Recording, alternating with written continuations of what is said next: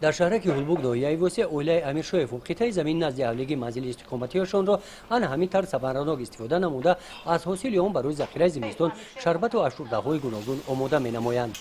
گلنارا امیرشاه و کسب دکتری دارد در خانه باشد که ادمان از تابستان که موسم آمادگی به زمستان می باشد این روزها را غنیمت شمرده گلنارا به تیار نمودن هر گونه افشرده مشغول می باشد.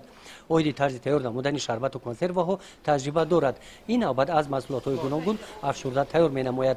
در زمستان استعمال این گونه غذای از جهت اکولوژی تازه به جسم جان منفعت آور است. این چیزای بهتری نباید که هر یک زنی را بتونه برای که از این نیست همون زنی که همه کارا را نتونه زنهای ما هم هنرمندن هوزی خشگرانه همه تنجی و امونی همه دولت مون که همه چیز اموده مهیا شرایط مهیا خیلی در بازار همه چیز هست همه چیز مهیا شرایط همه چیز ارزان خش رو همه طرفه ما میتونیم که برای فرزندمون مثلا در ذخیره زمستان تمام چیز خیلی بکنیم. در دوره چورابینی‌های اصول خانه به خانه نمایندگان ریاست کار بزنان با عائله نزد مقامات اجرایی حکومت دولتی ولایت ختلان با تجربه این عائله از نزدیک شناسایی پیدا نمودند. معین گردید که این عائله برای زمستان گذرانی آماده می باشد.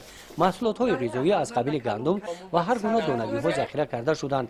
از موادهای سوخت باشد هنگام ذخیره کرده شده برای 2 سال بسنده است.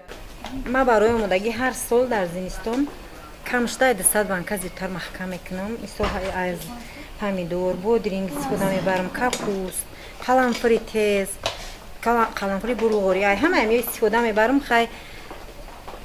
خیلی که چیه خیلی مثل خانه در مهمان میاد یا که برای خودمونه همی رو همه شای استفاده میبریم در زمستان تا زمستان دیگره با تا تابستان میرسونمون هم.